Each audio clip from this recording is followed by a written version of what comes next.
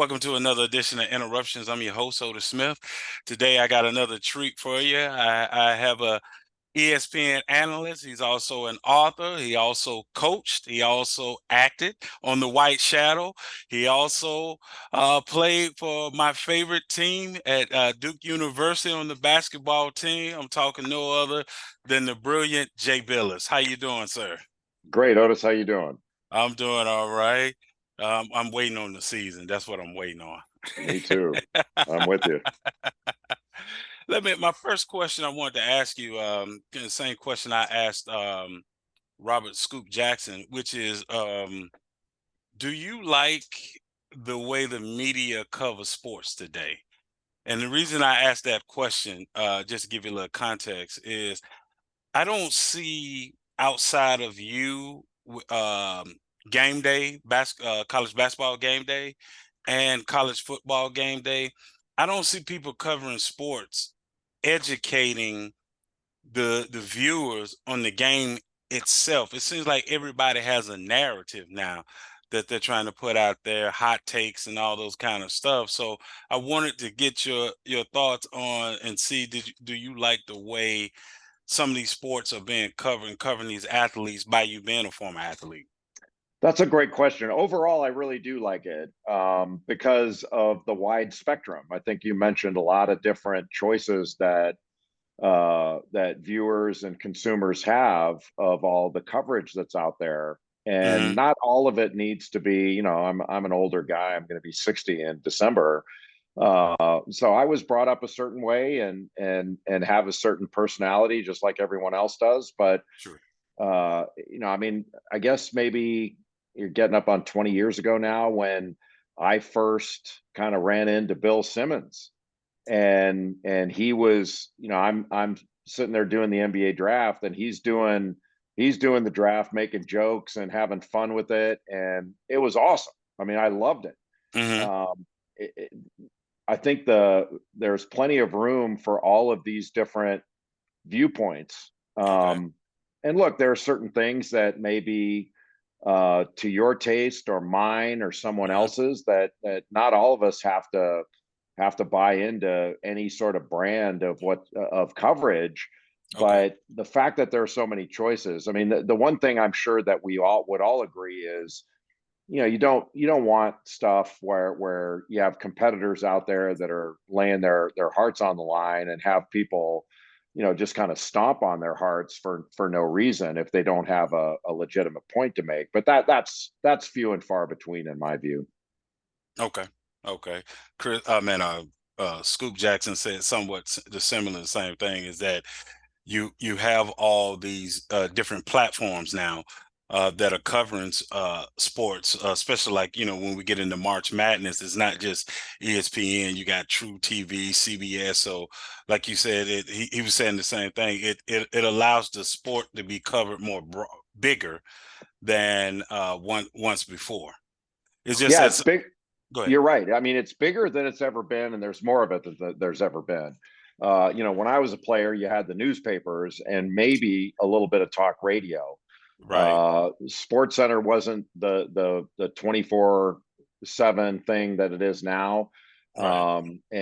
So the coverage was different, and it was more, I would say, traditional. I guess that's how you have traditions. The old school thing was the tradition. But the fact that there are so many different choices now, and you can consume things, whether it's serious or lighthearted, on Hmm. Instagram or TikTok or all these different things. And now, Otis, what I think is really cool is there's a lot of athlete created content now. Yes. So athletes can really bypass traditional media and put their own stories out there. They're producing their own content now. They have their own podcasts, and so we're getting viewpoints that we've never received before, and some of it we love, some of it not as much, some of it we don't pay attention. I mean, it's a very crowded space. You have a podcast or something. There's a lot of competition. People only have Yes. so many hours they can listen. You know that better than anybody. Yes. Only so many hours. So things tend to get weeded out there too. But I think the more the merrier. Do you believe some of the changes that the NCAA is trying to implement regarding the NIL, do you think it'll help the student athlete? As I was looking, they were talking about some of the schools, well, not the schools, not some, but all the schools being able to help the athletes, kind of know what marketing deals or brand deals, or do you look at it more as just, I guess, controlling the situation? What I've seen, and I'm not down in the weeds on this, I haven't Sure, seen final product as far as rules, guidelines, regulations, whatever suggestions. What I've seen, I think, is good. That schools should be allowed to help their athletes with their NIL deals, with their money, making money decisions, becoming more financially literate. They should sure, be able to give them advice and direction. It doesn't mean the player has to take it, right, but if any athlete had a medical problem, we wouldn't tell the schools, you're not allowed to advise this athlete on his or her medical right, situation. You stay out of it. Let them get help outside. We'd never do that. That'd be stupid. And they're allowed to get help with their academics from their school and from all other things. Why would money not be part of that? And I've seen some of the things the NCAA has been talking about having a suggested standard contract for NIL deals, sure, having agents and advisors registered if they choose mm-hmm. to do that. Things like that. What I don't like are mandates. Okay, Here's what you have to do. Here's what you can do. All that stuff. I got you. I prefer sort of a free market system where the players are allowed to do what literally everybody else is allowed to do. I mean, there's no standard coaching contract, and nobody's looking at, when was the last time the coaches had to tell the NCAA what their endorsement deals were, what kind of car they're driving, or anything like that. They don't have to do that, and athletes Right. shouldn't have to do it either. And let me ask you this is a side question. Do you think we can get to the point, or somebody should raise the question of why your coaches can't help the athletes?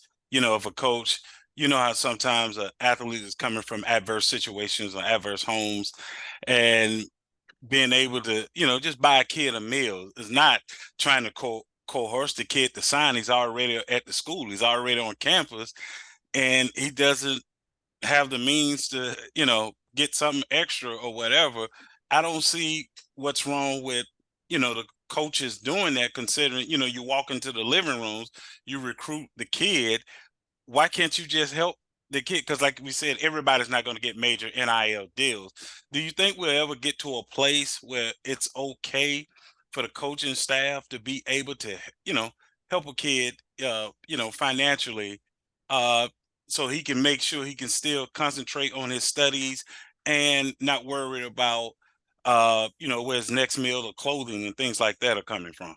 Yeah, I think we will get there, and I think the NCAA has made some great strides over the years in that. I mean, it used to be when I was playing, they couldn't even feed us, Right, and how absurd is that? That's all gone away now. It was a long struggle and long fight over it, but now they can feed the players whatever they want, and that's perfectly appropriate in my view. But I think we're going to get to a point in the not so distant future where schools are just going to sign players to contracts, and we're not going to be worrying about this. I mean, nobody's asking a school, like if this were a non-athlete student, hmm, the school could do whatever it wanted to help right, a student's family member get a job or relocate, or they could offer the non-athlete student, they could offer them money, offer them a job, stipends. They do that stuff all the time.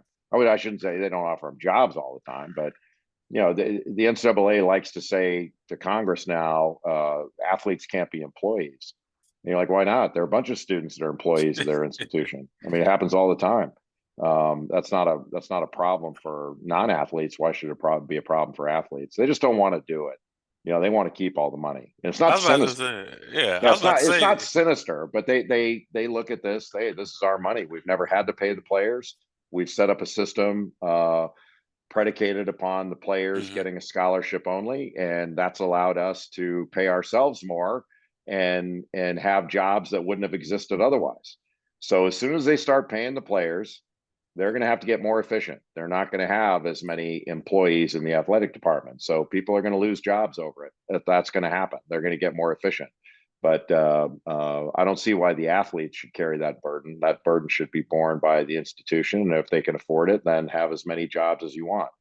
But usually what happens is they're going to lean up and get more efficient and put the money where it leads more to winning, and that means players. Because the most important thing in winning and being successful in any athletic endeavor are players, and that's true. And the players make more money than coaches in the NBA. They make more in Yep. Major League Baseball, you name it, NFL, and they will make more in college as soon as it's allowed.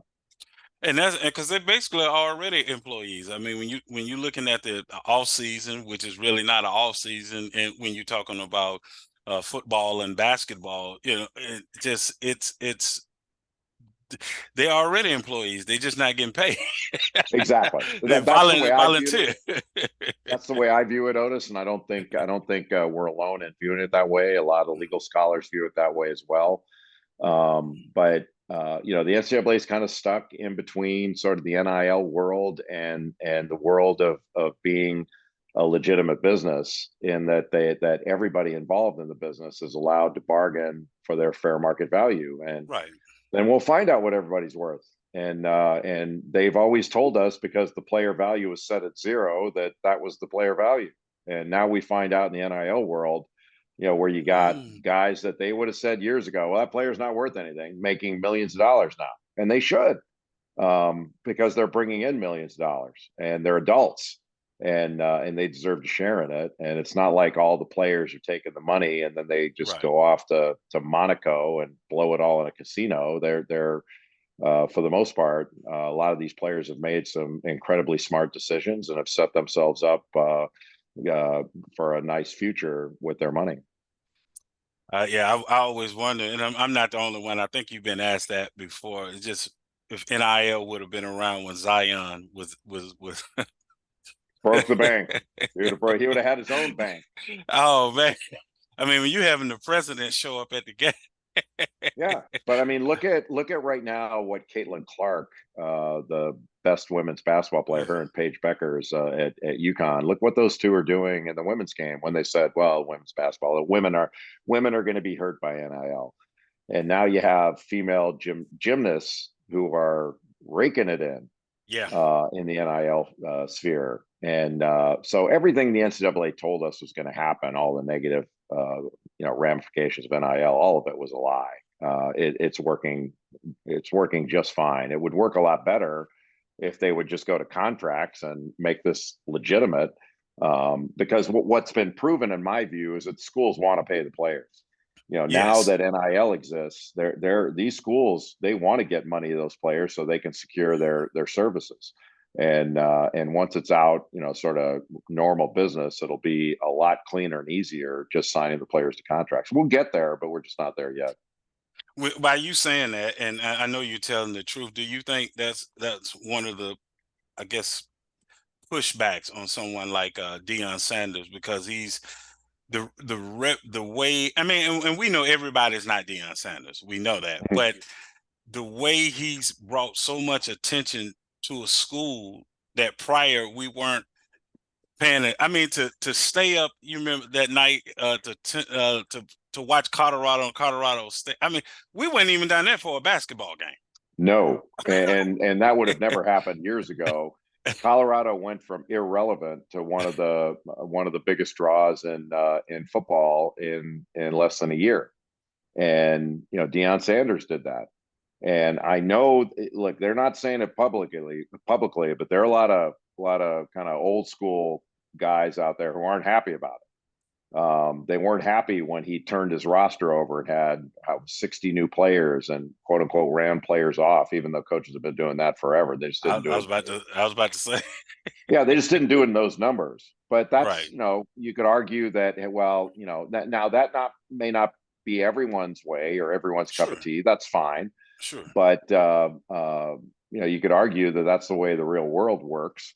But how can you argue with the results? and it just shows that these are valuable properties. And just by having a more compelling, interesting football team, remember when Dion signed his contract? They were going, "Where's Colorado going to get this money? It's going to put them in a Right. financial hole." They're not in a Right. hole anymore. No. Now they're sitting on a big pile of money, and Dion's paid for himself and then some. I was in Denver last year in September, Okay. playing a little golf tournament, and I went back and played in the same one. A year ago, there wasn't anybody sporting Colorado gear. This year, I couldn't escape it. Everybody's Right. wearing it. Everybody So wear it now. yeah, it's a Yeah. big difference. And even the Arizona State coach admitted that. He said the look how the game was sold out last week and the influx, and he admitted that he didn't want to hire Dion at the time because of he didn't think he was ready, hadn't paid his dues or whatever. The coaching, and he said the athletic director, not the coach, but the athletic Yeah, director, he said, "Boy, was I wrong." yeah. Like he's wishing now, like I should have hired him. So that Like a goes lot of back people are. that goes back to what you were saying. Same thing with the athlete. When these guys are coming in and that program is winning and enrollment is going up, it's a win-win from everyone. Except all these years it hasn't been for the athlete until now with the name, image, and likeness. And I can see what you mean now. We're headed down that road to where you're just going to contract a player, uh, to play for that particular, school. So I can see that.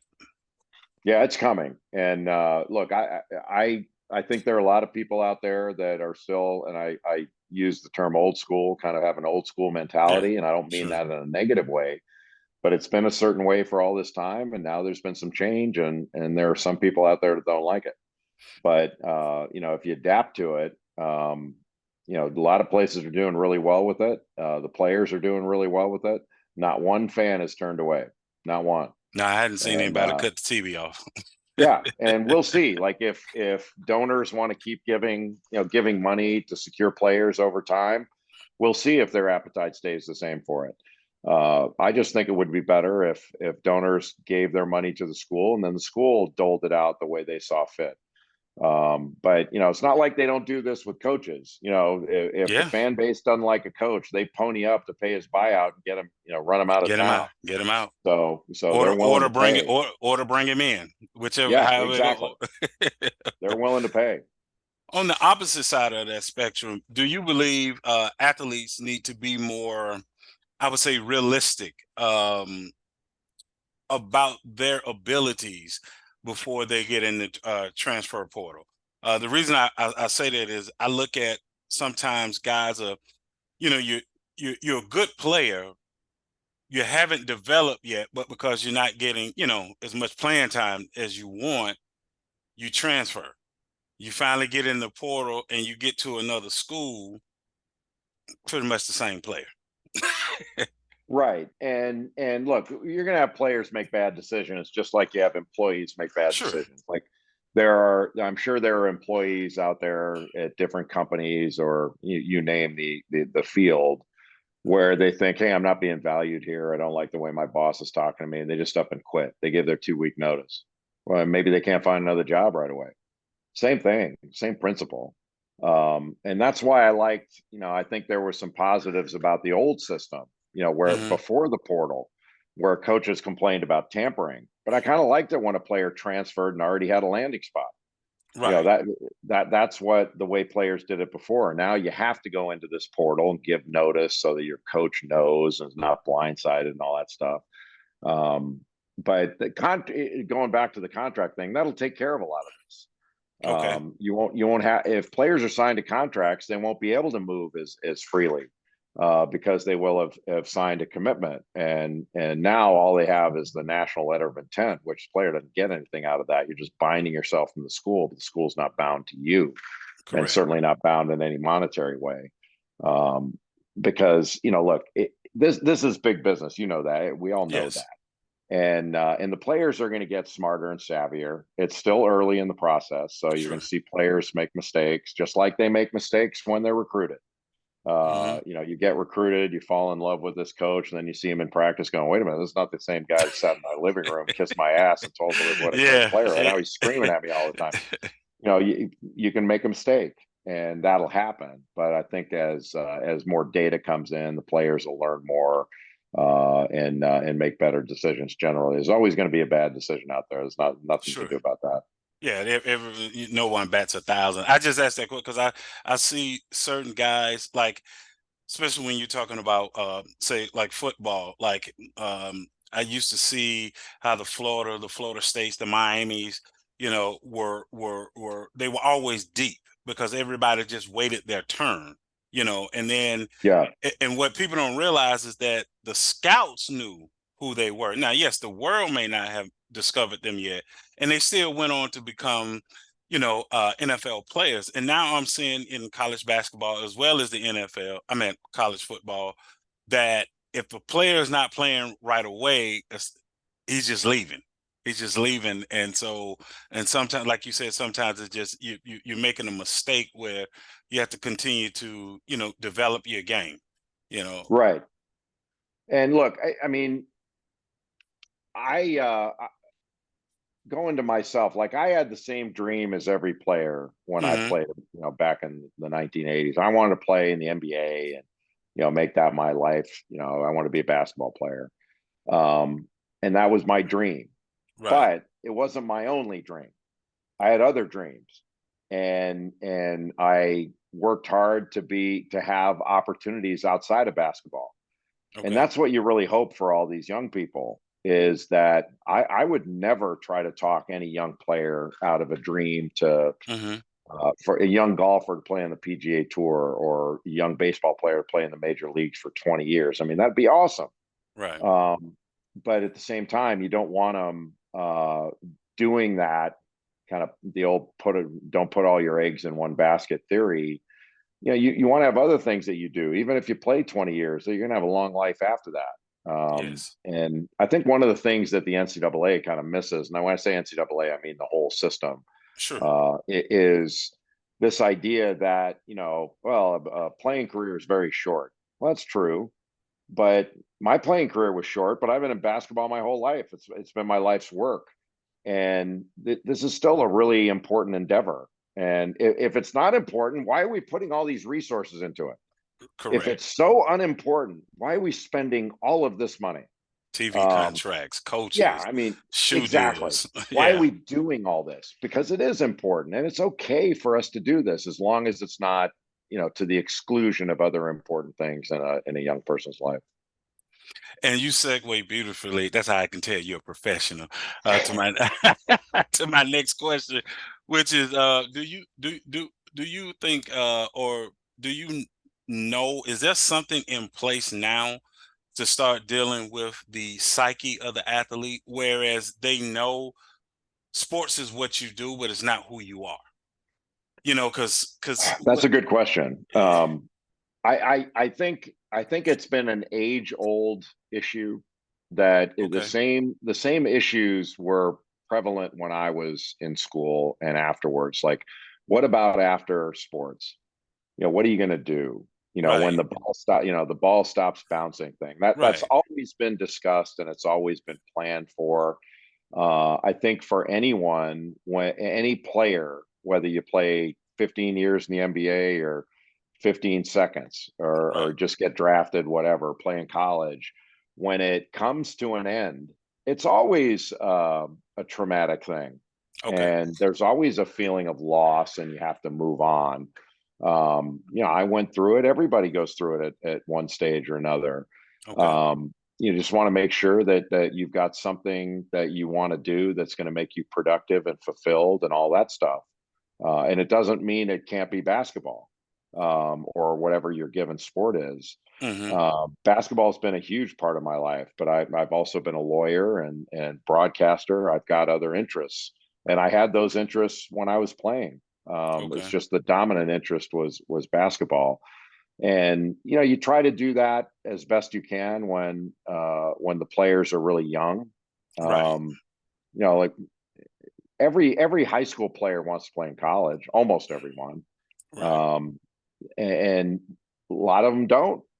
But that doesn't mean it wasn't a wonderful experience that they're going to cherish for the Sure. rest of their lives and stay in it. I mean, There, how many NBA coaches never played a minute in the NBA? A bunch of Yes, them, I was about to say quite a few. a bunch of them, and GMs never played a minute in the NBA. It doesn't matter. You can be in the game without having played it and be very effective, especially now when it's so analytics driven. Heck, there are mathematicians that are going to be running this game pretty soon. Yeah, I see that, and I'm glad you said that because I had the pleasure to interview T.J. Duckett, and Hmm. and he talked about going from playing football at Michigan State, playing for the Atlanta Falcons, playing NFL, and then like you said, when it came to an abrupt halt, he dealt with depression because it was like who am I now? Hmm.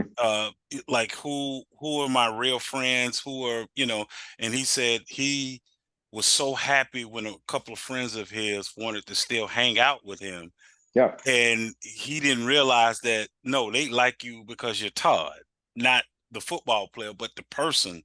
And that's why I wanted to ask you that question, because I know that, like you said, it's a real thing. I had a friend of mine that played basketball overseas, and I think he went to Shaw before he went overseas, and he said he would always go over to Duke and watch the guys, and he talked about once he was through playing overseas, he struggled with that. What am I going to do? And that's why, because I think, like you said, it's a real thing, and just wanted to start to see to if we could start letting these athletes, male and female, know that yes, this is what you do, but this is not who you are.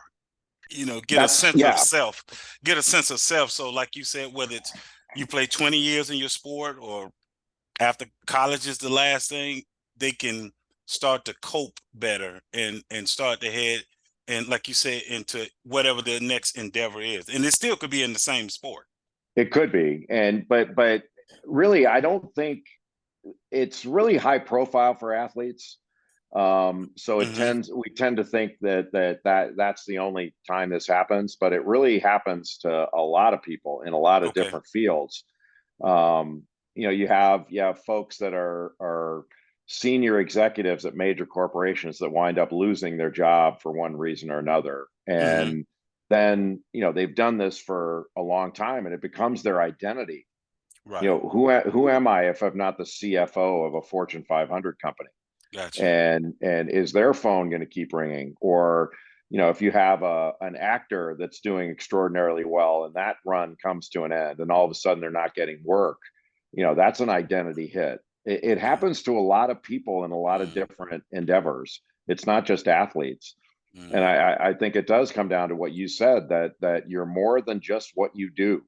Right. And look, we're all gonna have. I mean, I'm sure we're all gonna have some friends that may hit the high road when you're not the hot item anymore. Yeah. But your real friends will always be there. Just have a couple of more questions for you. One is more gears for just about you, which is, man, how have you been able to keep your integrity and honesty, man, in the business that you're in? Because you're one of the few uh that would just speak. If something's wrong, you'll just say this is wrong, or we shouldn't, like you were talking about some of the traditions, want to keep college sports a certain way, but you do it without denigrating anybody. You're just saying, hey, no, this is wrong. How have you been able to do that with the job you have without people trying to get you to paint a certain narrative, which may be their narrative and not yours? Well, first, thank you. That's a nice thing to say. But what I would say, law school was really helpful to me in that. I think before I went to law school, if I would get in a discussion with a friend or a group of friends, and Mm-hmm. I would get beat in an argument, it might hurt my feelings, Okay. and I might feel like, oh, geez, these people don't like me, they're attacking me or whatever.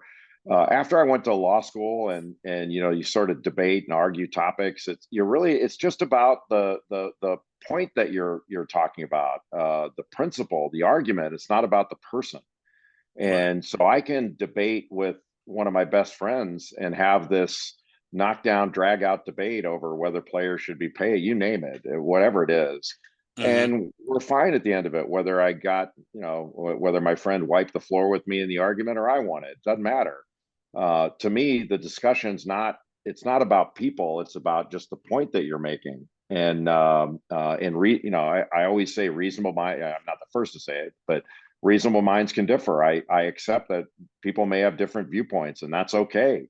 We can hash it out and have a drink afterwards and be just as good of friends as we were before. But maybe when I was younger in broadcasting, I Mm-hmm. was a little bit more reluctant to tackle some of the more controversial topics Mm-hmm. because I was supposed to analyze the game. I shouldn't be in NCAA policy issues. I shouldn't be talking about this. But I think as I got older, I realized that is in my wheelhouse and it is something that I can and should discuss at the appropriate times. And it's okay as long as I do it in the right tone and it's measured and I feel like I've done my research and I'm right in my Sure. my judgments. I'm good with that. And I'm good with, like, I love listening. I seek out opinions and judgments that are different from my own.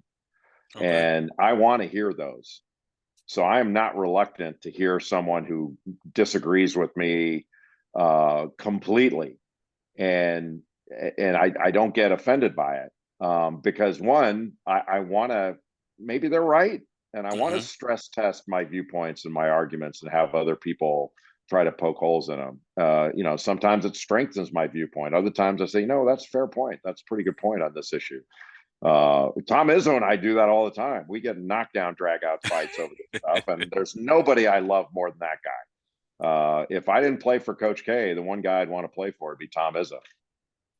Yeah, yeah, I like it. Yeah, it's hard. The only time I root against him, of course, is when he's playing Duke. Other than that, yeah, I like Tom Izzo. And you know what's so funny is I had this what you just I had the same conversation with Seth Greenberg when I had a chance to interview him, and he was just saying the same thing you said. Like it's not personal. It's my viewpoint of whatever you agree or disagree. And that's one thing I've always liked about you guys' dynamic on College Game Day is being able to express your viewpoints, right, without putting the other person's down. And I've always enjoyed that in you guys. I'm still working on your third member. I hadn't got a hold of him yet. I'm still working on your third member, of Alfonso Ellis. I'm still working on He's trying the to get best. Alfonso. And I said, I just look like Alfonso just smiling. It doesn't matter what Jay say. Don't matter what Sam say.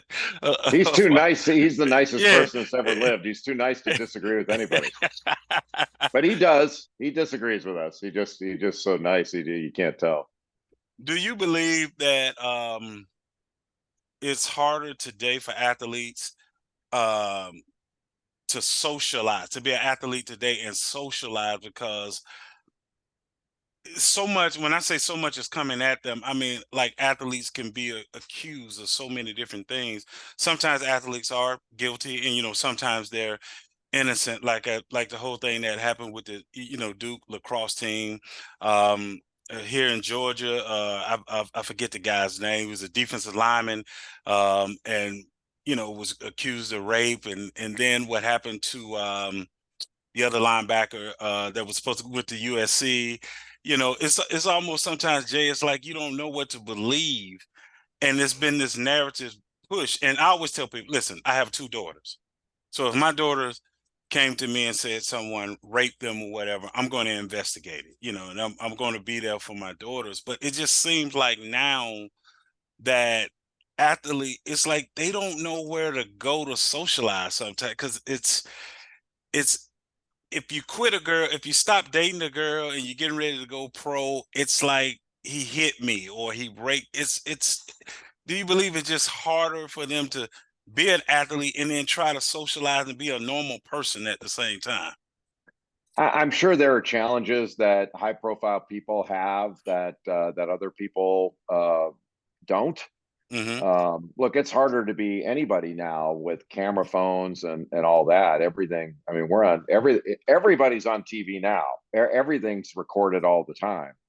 So you shouldn't be too concerned about that. I mean, you want to behave in the right way all the time, whether you're Sure. recorded or not. But sometimes, innocent things can be blown out of proportion. If you're out somewhere and the picture's taken, it doesn't mean you were out till 4 in the morning. Right. I think it just like anything else, it requires good judgment and a little bit of Hmm. vigilance to make sure that you're not in situations that can be misconstrued. Now, wrongdoing or allegations of wrongdoing, or in a couple instances, I think you had mentioned Hmm. people dealing with what turned out to be false allegations. Those are Right. really difficult issues. And I don't think you can. It's just my viewpoint. I think it's very Hmm. difficult to live your life, worried about some catastrophic thing happening like Sure. that, Right. where you may be falsely accused of something. Hmm. That would be awfully difficult to try to anticipate. True. um, I think the best you can do is be a good person all the time, and make the best judgments you can, just like you would when you're driving a car. you Right. know every time you get in a car, there could be a catastrophe around every corner. Right. But you try to be a defensive driver and make sure you see potential problems, and stay on top of it, and go the speed limit and all that. Don't be reckless. And I think, that may not be the best analogy, but I think it makes the point No, that that's a good. It's good you enough. do the best you can. You do the Yeah, best you can. because And you don't know. yeah, you don't want to be a recluse, but at the same Right. time, not every night needs to be Studio 54 either. Yeah, well, that was a little before my time, but I know about Studio Mine too. 54. I saw the documentary. I think if I would have been in that area and walked in I think I would have turned around and left. I probably would have been like, "This is not my cup of tea. This I is." never would have gotten in. I didn't have to worry about that. I'd be in the rope line. Never would have gotten in. My final question for you is basketball question, which is who you see are the strong teams this year in college basketball who have a legitimate shot of cutting the nets down?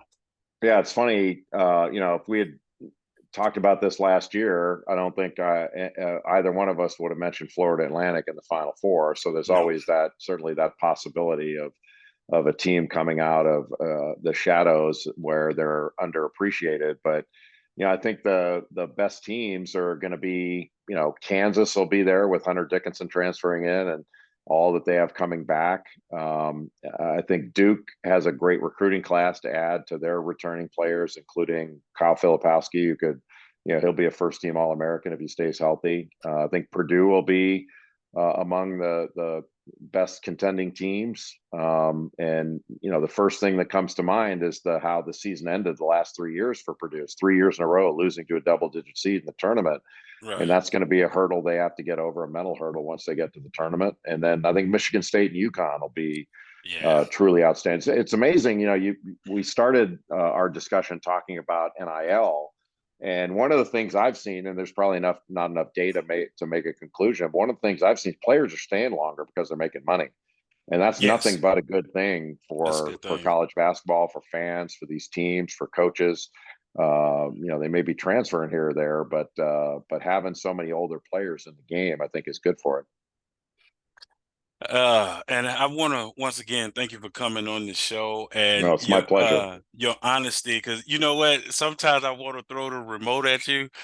You're You're doing your not alone job. there. My No, wife does. no, you're doing your job, Jay.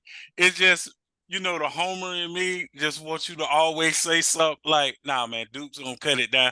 Like, it doesn't matter what kind of team they have, but I know you can't do that because then you're not doing your job. You're not being, objective, which is what your job is supposed to be. But I was like, come on, Jay. It's Duke.